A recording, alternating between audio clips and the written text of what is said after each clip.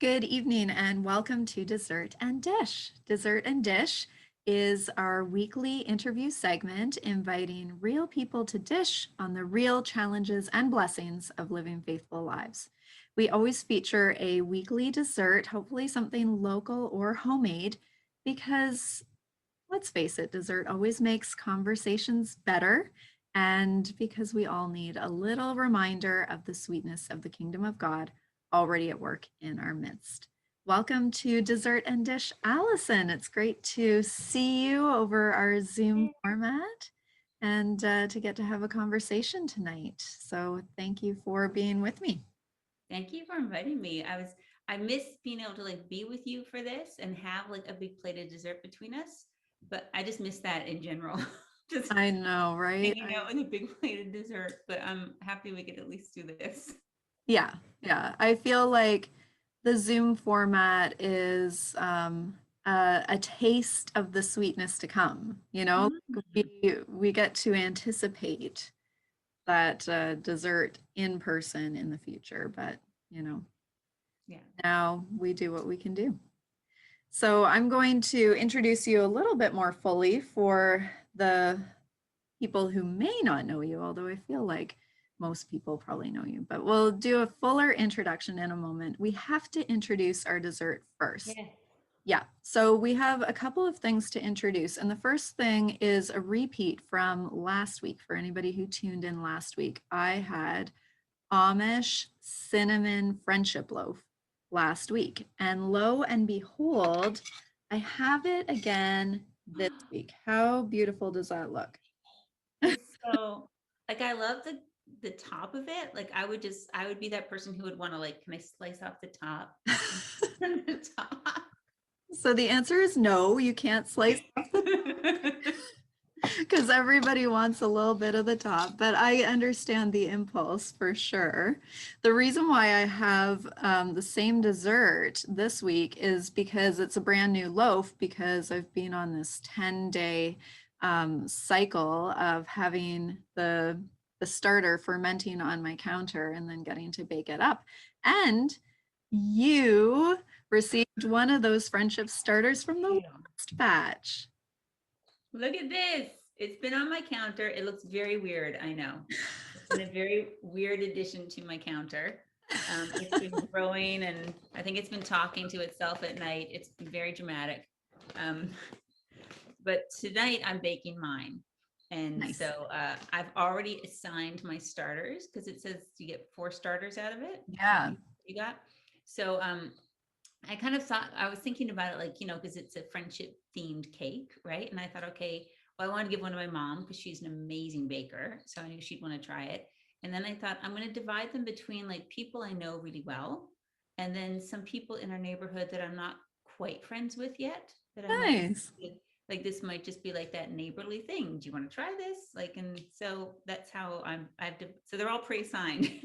So Nice.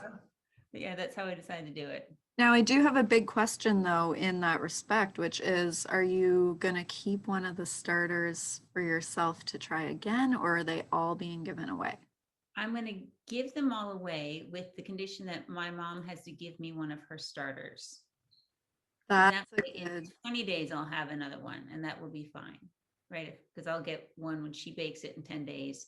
And then, so 20 days from now, we'll have another. Because there's just 2 of us here. So, having all that sweets, we're going to eat it all. yeah. I know I'd like to say we're going to give some of it away, but I have a feeling when it comes out and the house smells like cinnamon, we're going to eat it all. Yeah. See, So, at my I don't house, want I to do it have every two 10 days. teenagers, so I'm lucky if I get a piece. Hmm. I, right Yeah. now, it's really easy to, to get rid of sweets at our house. Um, Yeah. yeah, I think that's what I'm doing this time around. Last time I kept one of the starters, but this time I'm giving them all away. But I feel like I could tap one of those people and say, next time around, could I have one back? So, Yeah. I think that's good. Yeah. And apparently, because I did do some Googling, you can freeze them. yes. Oh, the So starters or the the loaves? starter, the Oh, starter, you oh, can freeze the oh, starter. cool. That's neat. Now you also have an actual dessert to eat too, right? Because you It's can't a eat. dessert. It's a new. So we're going to be talking a little bit tonight about a story that I wrote that's based in Newfoundland. So I really wanted to tie in a little bit of Newfoundlandese Uh-oh. into this, but then I got a little bit fancy. So what I did a little cross Canada snack because I'm really missing our travels. As for those of you who know us, you know that usually I'm not even here this time of year. Gerald and I are usually touring the East Coast this time of year. We're touring Western Canada in the fall. So we usually spread ourselves right across the country every year, and we're desperately missing that. So today, I have my espresso is in a mug that I got in Wawa in Northern Beautiful. I Ontario. Did love that it. Lake Superior. She does this Lake Superior thing, just gorgeous. Oh, I gave you one of her pieces actually, and a little dish with dragonflies. That's from the Yes, yes. I and then love I have it. this beautiful plate that I bought in Quesnel, BC, which is kind of mid BC, a local apple from DeVries Farms. And Gorgeous. these, oh, and I have a little bit of honey to spread on stuff. And that's my favorite honey from Dauphin, Manitoba. And then this is the best. So I know there's some Newfoundlanders watching, and they're all about to get very excited because these are caraway biscuits, Purity caraway biscuits. So Purity is a company in Newfoundland. They make biscuits and cookies and syrups, and like it's very Newfoundland. And like when we travel home, I always have like a space in the trunk, and I stockpile Purity products. So these, I think, these actually got from a Newfoundland store in Burlington, but these are like so good, and people dip them in tea and coffee, but I like them with cheese and honey and fruit. And Oh my goodness. Well, you have quite a wonderful plate of snacks there. I'm excited for all of our goodies for tonight. I know, I feel like I know we talk about faith and all kinds of wonderful things on this, but let's be honest, we could just talk about dessert. Yeah, I feel like that's a faithful conversation too, to be honest. Lots of theological undertones to dessert. Yeah. All right. Well, for those of you who don't know, I just want to share a little bit more about Allison. I feel like anybody who does tune in regularly to either Dessert and Dish or Advent Cafe totally knows you, but we never know who's tuning in. So Allison, we've done a number of these interviews together, and sometimes you're in the interviewee seat, and sometimes you're in the co-host seat. Yeah. But tonight you're in the interviewee seat. And you and your husband, Gerald, are leaders in our Advent Cafe community as the musical duo Infinitely More. So lots of ways in which you are known to this community. Now, we had planned this interview, however, to talk about your latest creative venture, which is a bit of a departure. It's as a published author. Yay! Okay, so this spring you were published in this collection of Christian essays called Easter Stories and More. Can you tell us how this project came about? It's so exciting. Yes, and I have to say it's so exciting. Like I'm a big fan of people pursuing their dreams and the power of dreams come true, and like holding a book and knowing that I'm in it, like my name and my writing is in it, is so it's so like I can't even tell you how much like dream come true is just in this moment. The book Easter Stories and More is an anthology created by Inscribe Christian Writers Fellowship, and they're a group based in the Western provinces. And I've been writing for a very long time. I have a blog that I've been keeping for 15 or 16 years, and I obviously do a lot of songwriting with Infinitely More. But I've been feeling a pull to do something different with my writing over the last couple of years. And I got to know about this group because my very talented friend, Sally Meadows, who's a really great singer-songwriter and writer of books for young people, we would visit her in Saskatoon and do house concerts with her. And I was always just like picking her brain. What is this Inscribe thing? What do they do? And they're really about encouraging and equipping Christian writers of all genres from all across Canada, and really with a mission of like spreading faith and Christianity and the love of God through writing. And so I'd had my eye on them for a while, and last summer I decided it was time to join them. and they are very proactive and practical in the things that they offer writers. So, like in the fall, I wasn't part of this, but they do a really incredible conference and a songwriting competition. They do mini competitions, just sort of in house for members only. And they've created a couple of anthologies. And I've done book reviews on a couple of them. And when I joined, just after I joined, they were advertising that they were doing an Easter anthology. And I thought, well, the timing of that seems rather providential. And I Mm-hmm. love Easter. I'm very much an Easter person. And then I thought, I've got to have something I can say about Easter. And so I thought of the last time I saw my Aunt Pauline and the Easter that happened with us. And I wrote that and submitted it and tried to forget about it, as you do. Yeah. And, and showed it to my family, my parents, and Gerald were the only people who knew about it. And then New Year's Eve, I got the email that it would be included in the anthology, which, let's face it, 2020 was 2020. And that to me was like a really lovely way to end that year. Yeah, like we're starting something new in 2021. Yeah. Here's a good thing that came out of 2020 and is bringing us into a new year. So Yeah, yeah, yeah, that's kind of an Easter moment in itself, I think, getting that yeah, email on New Year's Eve. That's really yeah. cool. I like that. That's a good way to put it. Yeah.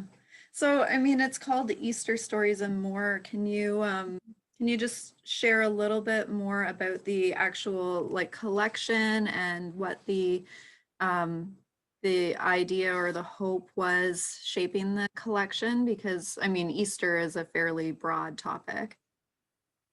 Yeah, it actually has a really interesting origin story.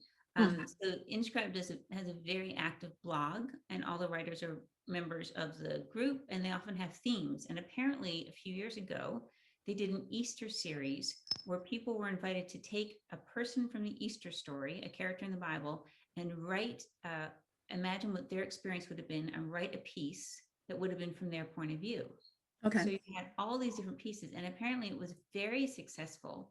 And that's what was the origin of the book. Someone said, these are really good. We should do something with them. And that became the focus of the book. So you have this whole creative nonfiction, I think it's called, Yeah. section of the book. And these are all different character points of view of Easter. Okay. Okay. And then they sort of open it up to everything. So you have some devotionals, you have poetry, there's photography. There's some My recipes. There's recipes. Yeah, my Yeah. section, my book is in the nonfiction, but the recipes are in the back. And it's interesting because in the foreword to the book, the person doing it said, I didn't quite know what to do with the recipes because I don't think of recipes as writing. But then he realized like Jesus was so much about food. Mhm. And like after the resurrection, he fed them fish. So it makes sense that like food would be part of the storytelling for Yeah, the absolutely. book. He's revealed in the breaking of the bread. Like, Yeah. So shows up it's just in time wonderful. to eat. And what's really neat too is that all the writers are Canadian. So there's very much a Canadian perspective. But I mean, our writers are so diverse in terms of like parts of the country we're from and ages and experiences and all these kinds of things. And so submissions were made and then selected. So it's kind of a curated collection. But you have this beautiful, like all these different ways to express Easter and experience Easter and how it gets filtered through each of our hearts and experiences. So it's a lovely book that you can just take a great afternoon and a cup of tea and sort of delve yourself into Easter, or you can like read a poem a day or a devotional a day and just sort of Yeah, yeah. have it be like a little gentle reminder of, we say we are an Easter people. It's not a Hmm. one day event in the year. So this is a lovely way to invite Easter into your life, like on a daily basis. Oh, I love that. Yeah. And I mean, nothing in the book is very long, so it would work well as that kind of daily devotional model Yeah. as well. I think that's great to have those options, that optional ways of participating in the collection. Yeah. Yeah. So I want to delve into your actual piece, but I do also want to pick up a little bit more um, on that collaborative element, and especially just like noting um, how beautiful it is to have all of these perspectives from all of across our country and different faith traditions, different faith expressions. Um, I I've been thinking about this a lot lately, and maybe I've been thinking about it a lot lately because of how um, isolated we all are and how much we're all kind of trying to continue to make those connections with one another across that isolation. Um, I was having a conversation with a friend the other day about Star Wars, of all things. And we were talking about how much we love all the Star Wars movies, except the ones from the 1990s, those middle ones. And I don't know whether this is true or not, but I remember hearing somebody's analysis of like what went wrong with those middle Star Wars movies. And their analysis was that George Lucas tried to do it all himself for those movies. That like there weren't the checks and balances and the creative mojo of like allowing other people in to shape the story. Um, and I guess I just like have continued to think about that, and I've continued to think about that in terms of our conversation today because I am so aware of the fact that you and Gerald are not on the road. I'm so aware of how much your creative ministry um, is a reflection of all of those interactions that you have every year, coast to coast, with the communities that you go into and the people that you stay with, and then the people that you work with and like write songs with and collaborate with. I mean, how many times in our Advent Cafe community have you guys been able to offer a new piece of music that's very much like just a response to what is happening in that community or what we're praying together? Um, like, where are you finding that collaborative energy right now? And you know, as a writer, as a musician, as a creative person, where's that locking in for you? That's such a good question because it's a really hard time to be a musician or to be any kind of artist who performs in front of people. And I've seen a lot of writing from friends of mine and sharing things on Facebook and things like that, just about how difficult it is because we are by nature collaborative beasts, right? Even if you write a song yourself, perform it yourself, it's not complete until it's heard by an audience. Yeah. Right? They're ultimately part of the collaboration. And then oftentimes that response will help feed the next song or even shape that one.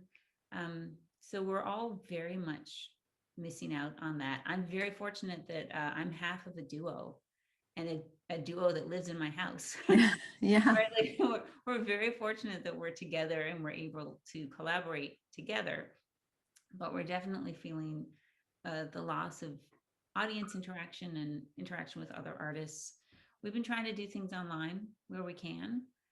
One of the songs that I think yeah, we've done it at Advent Cafe called The Anointing.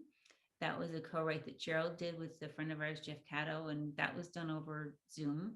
Um, you know, we're slowly working on a new album, and that's been a slow process because of COVID, but that's all been done online, and that's going to be very collaborative as it unfolds, right? Because um, I I appreciate it when people say they make a whole CD themselves, but to me, a CD needs to be a village to make a CD because Yeah. you want lots of voices and different players and different ears and eyes on the songs, right? I mean, we can write a song and sing it here in the house and we can love it, but giving it over to our producer and seeing what he hears that we didn't hear, or bringing in a guest artist to do a vocal duet with us and hearing what their artistry brings to it. I mean, it's always greater than we could imagine. And Yeah. writing is, for an extrovert, writing is a bit of a challenge because I need to at some point go into a room and not talk to people.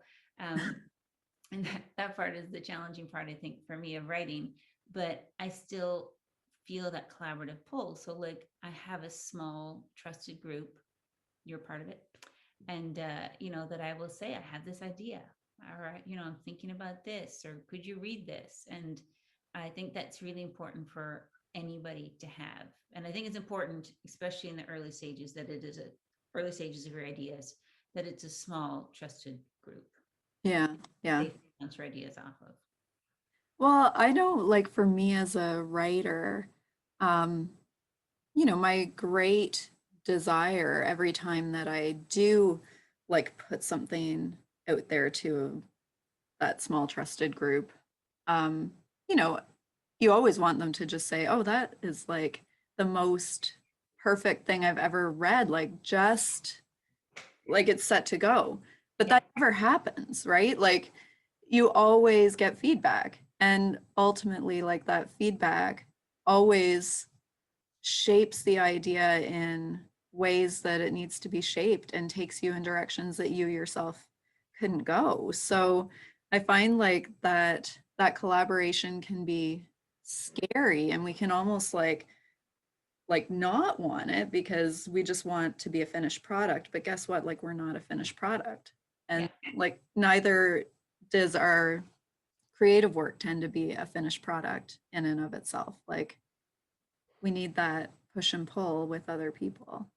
Yeah, I heard this great quote about painting, and I can't remember who said it, but the idea is that like when is a painting finished? Like when does the artist know it's finished? And the painting is finished when the artist puts down the paintbrush.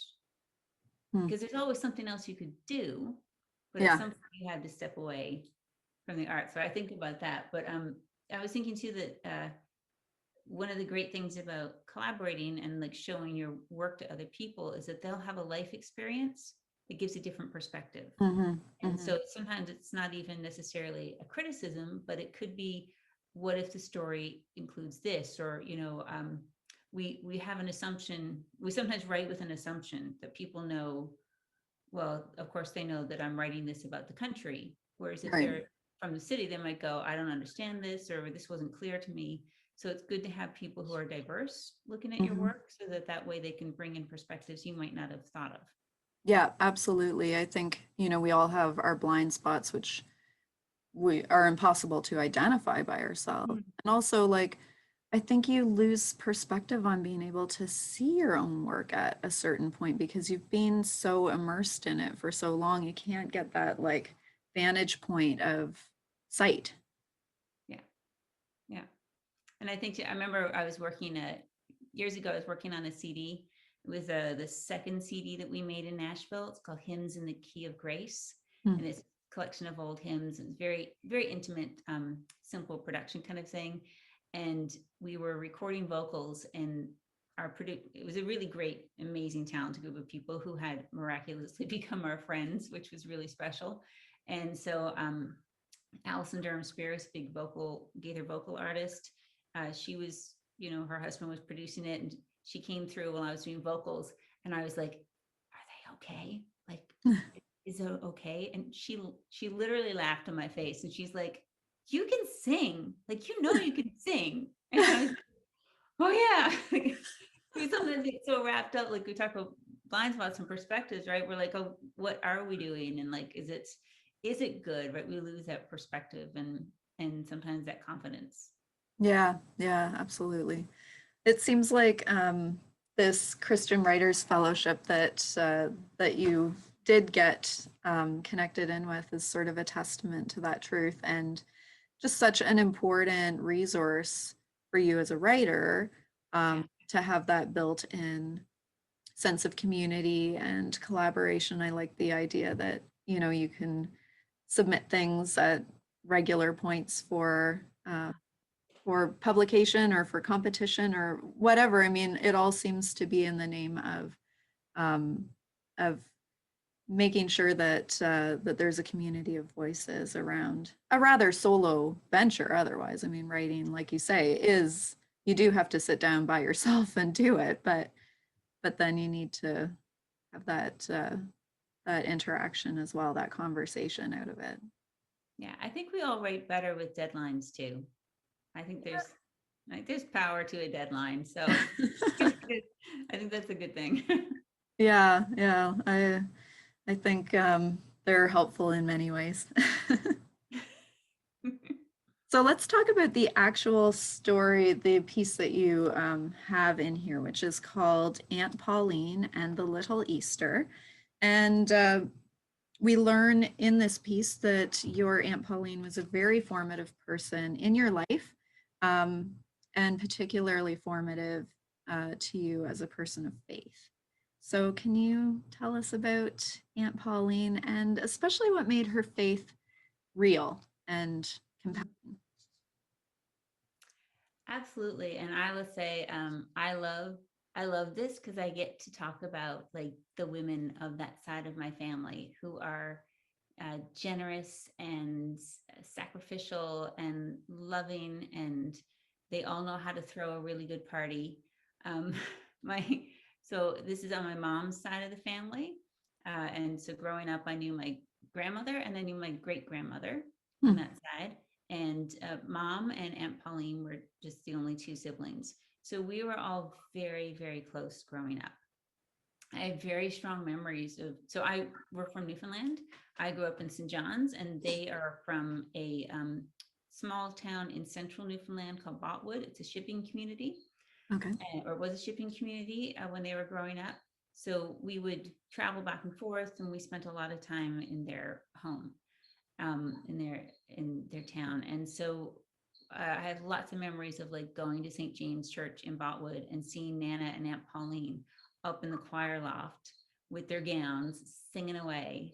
Um, and it just, yeah, I'm there. My Aunt Pauline was so important to me. And she's one of those people, like if you'd met her, you would just love her because Yeah. she loved people and she loved gathering people together and feeding people and telling really good jokes and really off-color jokes. And she was just she was a really awesome person to be around. My aunt and uncle, um, after their kids had all kind of grown up and moved on in life, and they started taking in international students and Okay. having them in their home for months at a time, and like they developed these long relationships because they poured out love on the people. And I saw their faith in all kinds of ways, in the way they went to church and the way we said grace and all those things, but mostly I saw it with Aunt Pauline, in the way that she loved people. Hmm. It really was like generous and joyful, the really joyful love. And um, at one point in my life, I went through a very serious season of grief, and I spent some time in Botwood with them. And there, any moment that I needed to be still or to be heard or to cry, the space was there for me. They Wow. knew like she knew how to like gather a group of people together and have a raucous good time with everybody. And she knew when it just needed to be face to face, gentle, loving attention. Wow. Wow. She's the I best. mean, it does make me feel like somebody that I know, just hearing you describe her, it just it it feels like that spirit of her love of people um, still connects. Like it's Yeah. beautiful. And I have to say, my mom is very much like her in that way. My mom won't tell dirty jokes, but but other than that, that legacy of love like poured out from my grandmother right down to Mm, them. So it's, yeah. that's amazing. So your piece in this collection takes us to the end of her life. Um, and you talk about visiting her just weeks before she dies. Um, but it's called Aunt Pauline and the Little Easter. There's this glimpse of Easter in that time of illness and even death. Um, can you tell us about that Easter power in such a surprising place, such a hard place? Like that would have been such a just hearing you describe how much this person meant to you, I can only imagine how painful it was to be there in her final days. So we'd seen, so they lived in Newfoundland and we are in St. Catharines, Ontario. And so when Gerald and I would tour every year, we would go and spend quite a bit of time with that side of the family. And over the last number of years, we started to see changes in Aunt Pauline. And she was starting to be affected by dementia and Alzheimer's. And when we went down on our last tour, she had been moved into palliative care. So we knew that this would be the last time we get to see her. So we brought our guitar. So we always did, because we'd always sing for her. And even as her dementia was going, we'd always sing for her. And so on that last visit, we saw my uncle, and then he had to leave. So we just had some quiet time with the three of us there. And, you know, I don't know if she knew who we were. She was quite far gone at that point, but she was happy and smiling. And Gerald stood at the end of the bed, and I sat next to her, and we sang "Be Thou My Vision" because we knew she loved that. And then Gerald said, "Sing In the Garden" for her because she loves that one. And I held her hand and I started to sing. I sang the first verse, and next thing I know, she's singing. And we had this Easter moment. And I don't want to give everything away because I want you to get the story, read it. But it was this very much powerful moment of seeing the life that cannot be extinguished. That we are mortal, and you know, we all know our bodies will die. We are to dust, and to dust we shall return. But that part of us that is living in Christ, and Christ is living in us, that's eternal. Yeah. That is Easter. And to see it in that place and in that moment was just, it was breathtaking. Wow. And it just reminded, like, it was so powerful in and of itself, but it is that thing that reminds us that that's living in me, that's living in you. Living in all of us who say, yes, I don't have all the answers, but I know that Jesus is life, and I want that, and I want to know that. And my aunt knew that. She knew what that was, and that couldn't be taken away from her, no matter what happened to her body and what happened to her mind. That part of her that was connected with Jesus was eternal.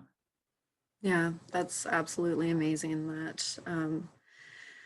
that life and love that can't be overcome, that cannot be, as you said, extinguished, that is the truest and most real part of who we are and what we're part of. I think that's just so important to name as the Easter power that, as you said, is not one day of the year, is not like one moment from long ago. It's living in you, and it's living in me. And that moment, to see it so forcefully and so completely is incredible. Yeah, it couldn't be held back. Like, it was so amazing. And you know, this season that we are all in, that is so difficult, you know, we talk about having the peace that passes all human understanding, and I think it's connected in with that. Like, I think somehow that peace comes from the Easter that lives in us. If we can know that and keep mindful of that, I think that's where that peace can come from. And that ability to, you know, when we hear about Jesus loving the unlovable and forgiving the unforgivable, like, and then we're asked to do those things, which really, like, come on, like the earthly me is like, I don't want to love the unlovable. Like, I want to be angry. I want to have those things. But then Jesus puts this Easter in our hearts and says, no, we're here to bring life and light and love. Yeah, I that's so beautifully said, Allison. There's kind of another Easter element that I just want to pick up on.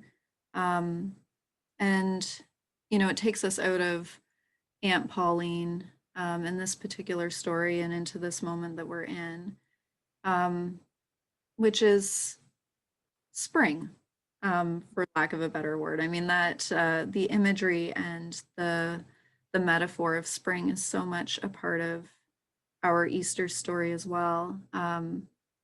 The like God's renewal, even at work in the dead places of our lives. Mhm. I just think about this moment of COVID, which, let's be honest, has been going on for about a million years. Like it feels like we've been in lockdown for, Ever, yeah. forever. Yeah. Um, and and like this is not to take away from the pain and grief and the fear and the anxiety that is legitimately all around us, um, but also where is that renewing life-giving power of God kind of at work in the limits of our lives as well. And you've shared with me quite a bit over the past 14 or 15 months, um, certainly about the loss, you know, the legitimate loss, but also the new things that have been made possible in your life out of our locked down reality.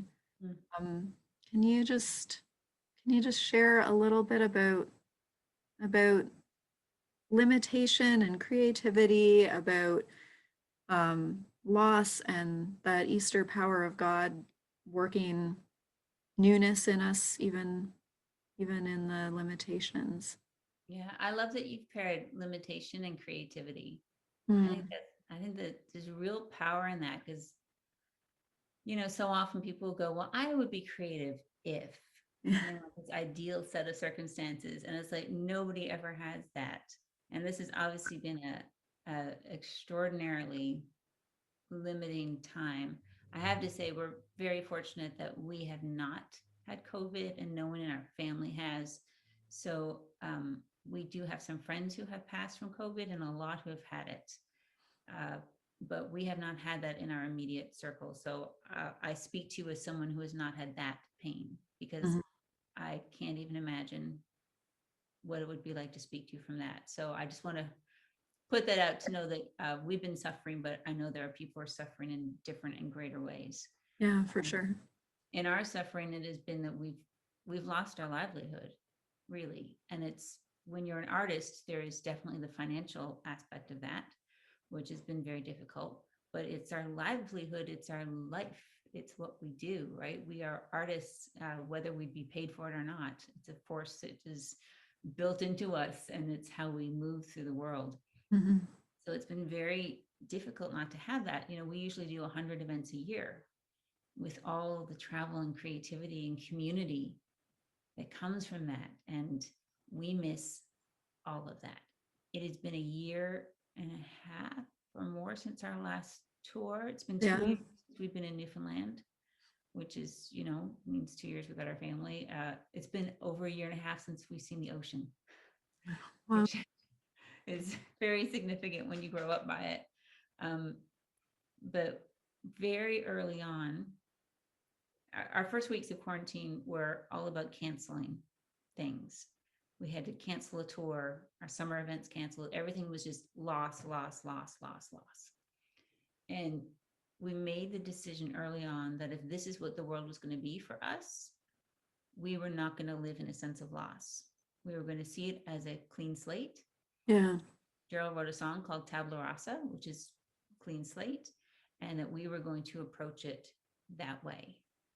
And so we've tried very hard to use this season to explore different kinds of creativity that we might not have otherwise had time to do. We've never Mhm. been home for this long. So what are ways that we could learn things in our home, use a space differently?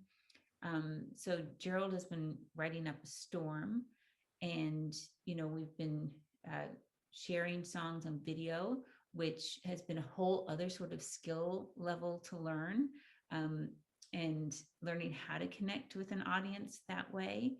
And then for me, I always had that statement, I would write more if I only had the time. Right. God is like, look what I gave you.